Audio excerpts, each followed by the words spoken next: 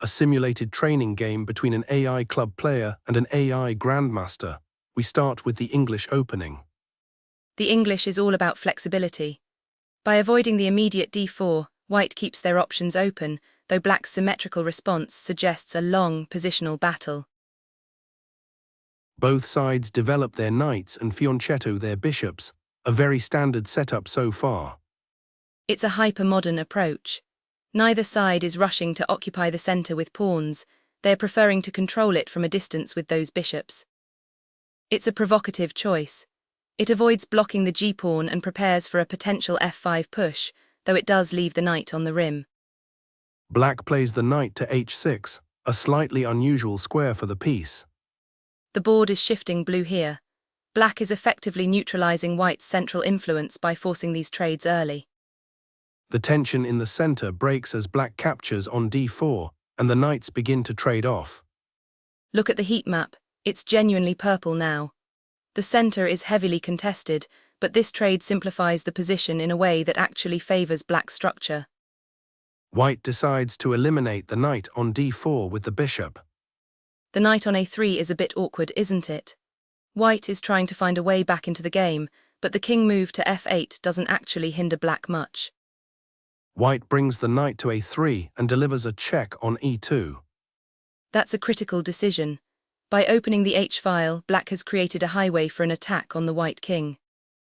The bishops are traded on g4, and black recaptures with the h-pawn. Again, we see a lot of purple on the board. It's a tactical scramble, but white is fighting an uphill battle against the Grandmaster's precision. White recaptures on d4, attempting to stabilize the center. Well, that's one way to try and seize initiative, but it's a dangerous gamble. They've just created a permanent weakness around their own king. White pushes f4, trying to gain some space on the king side. The board is deep red right now, suggesting white has a lot of activity. But activity without a concrete plan is just noise. The knight on e6 is impressive, but the king is still shivering.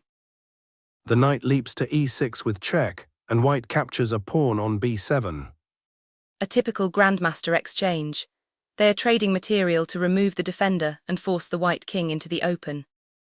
Black sacrifices the rook on e1. The pressure is becoming suffocating. That bishop on c3 is a monster, cutting the board in half. The pawn reaches j2, and the bishop settles on c3. Black is happy to simplify. When you have a winning positional advantage, removing the most volatile pieces just makes the victory a formality. The queens are traded off on h1. The heat map has returned to a balanced state, but don't let that fool you. The balance is purely numerical. Strategically, white is paralyzed.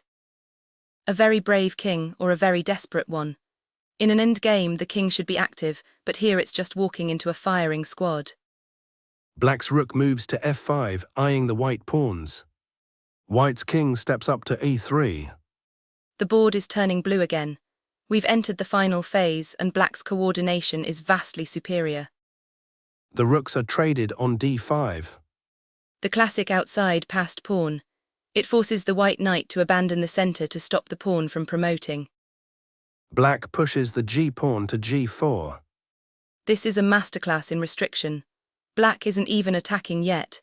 They are just taking away every available square from white.